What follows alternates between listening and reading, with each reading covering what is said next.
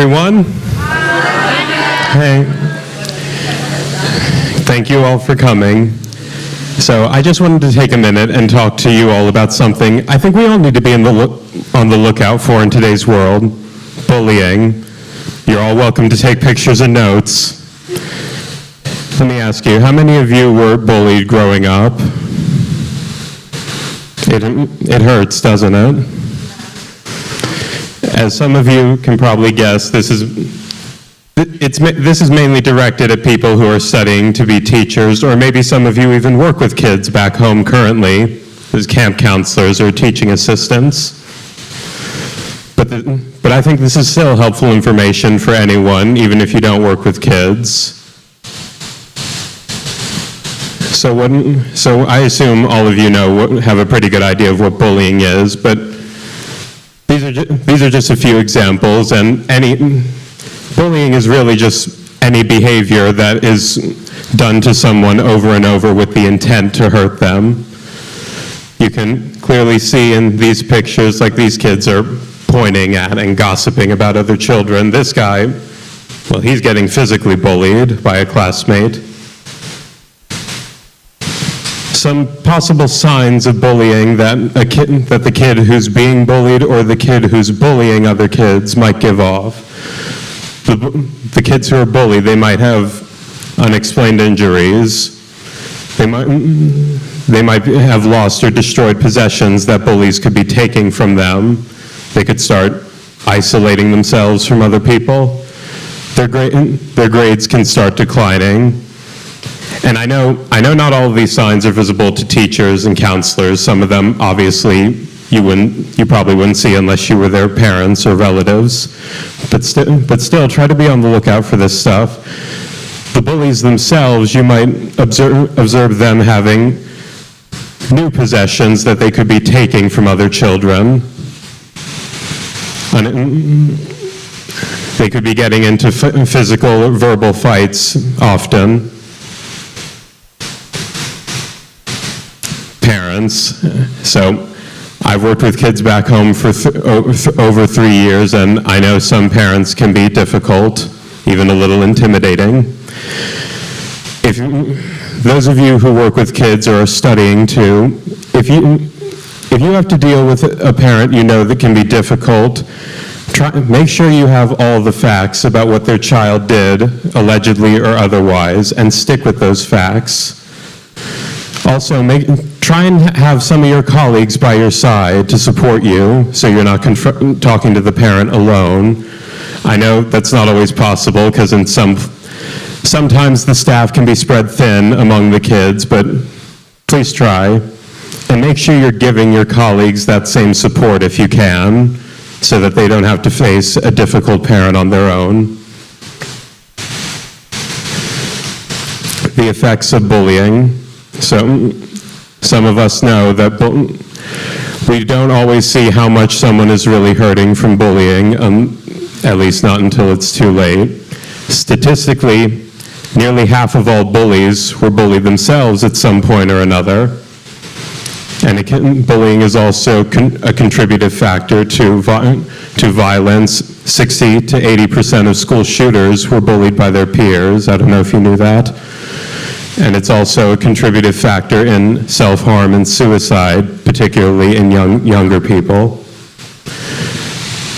Those of you from the US, I would hope that you know this number, the Suicide Mental Health Tip Line. Call, text, message, and them anytime, 24/7.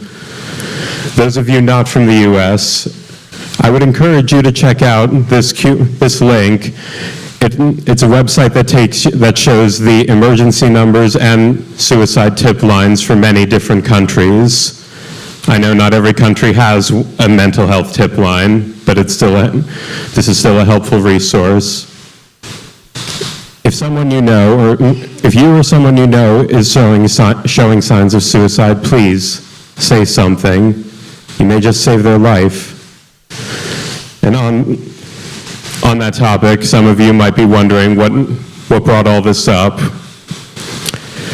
Well, I've told some of you this story, but I have a friend back home in the US, and almost a year ago, Her daughter died by suicide after being bullied cruelly and relentlessly. She was only 10 years old. This is her. This is Autumn. And I'm doing this for her. I never got the privilege to meet Autumn in person, but my friendship with her parents and her community, it feels like I knew her. I'll never forget the day I first heard her name, sitting in my car, scrolling through the news, and an article with her story came up. As someone who works with children, it crushed me to know that somebody so young could be pushed to the point where they couldn't take life anymore.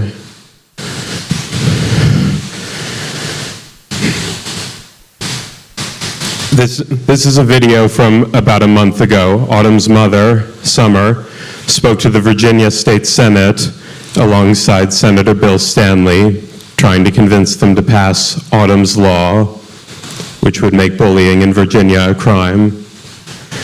But before I show this video, I was wondering at the end of this presentation if you'd all might help me do something nice for Autumn's family. At the end of the presentation, I'm going to take out my phone and record all of you, and on 3, I want you to shout, "Live like Autumn," and then I will turn around.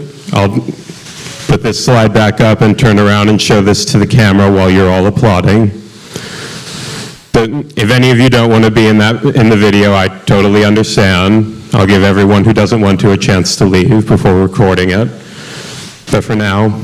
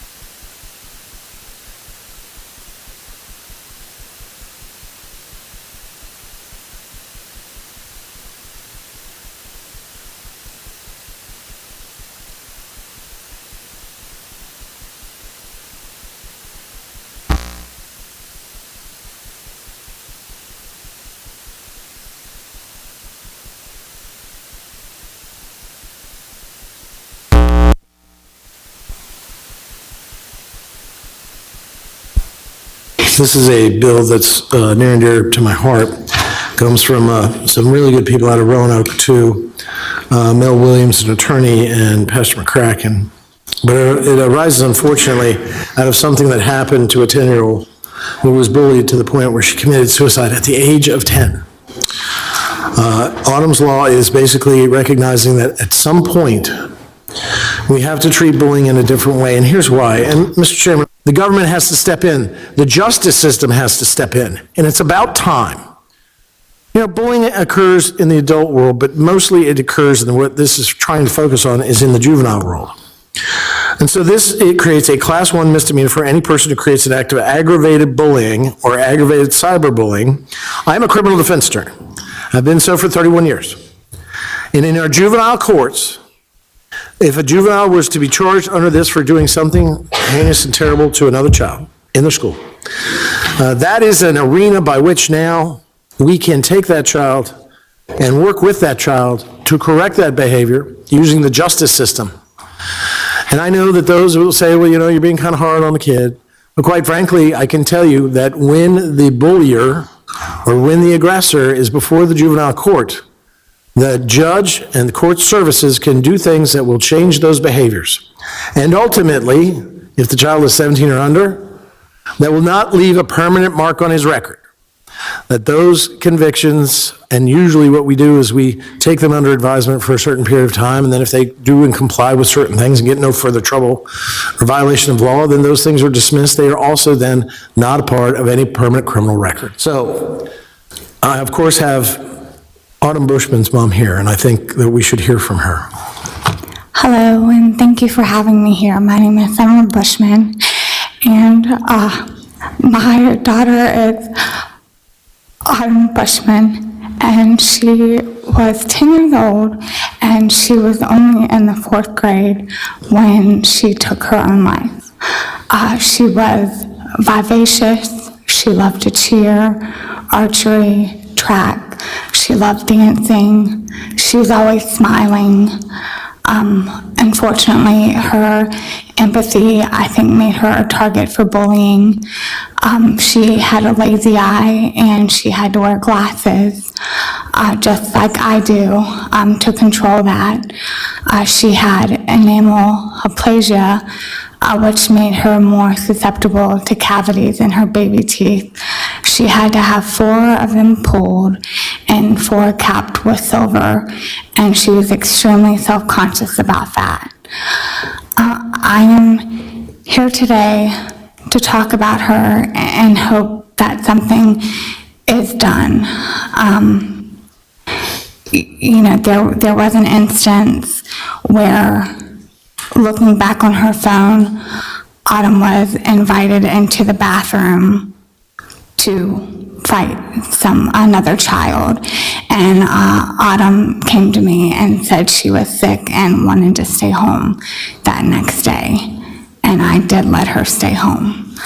But I just want to show you, she was brave enough to take her glasses off for this photo, but this is her.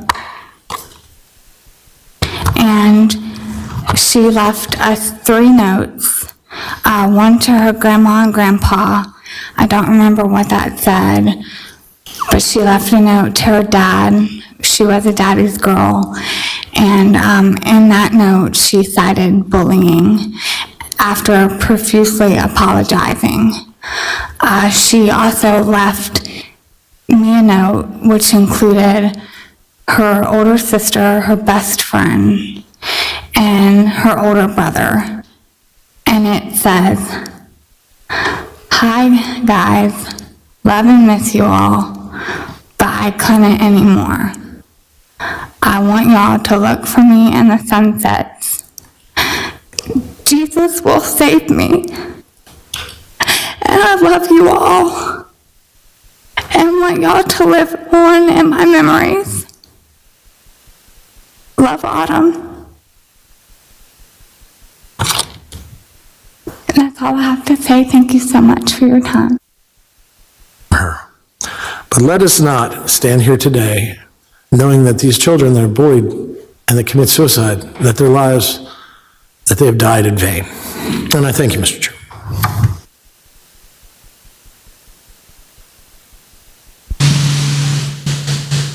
I don't know about the rest of you, but that breaks my heart.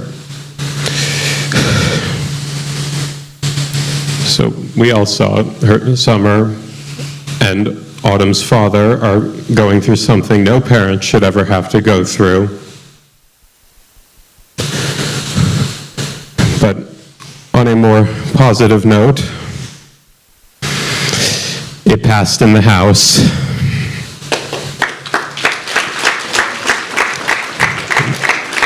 Now, so fingers crossed, now the full Senate has to vote on it.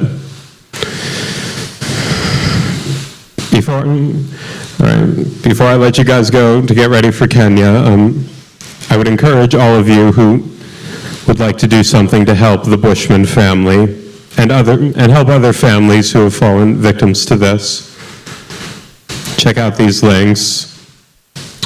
The Tudor House on the left is a suicide prevention group that Autumn's mom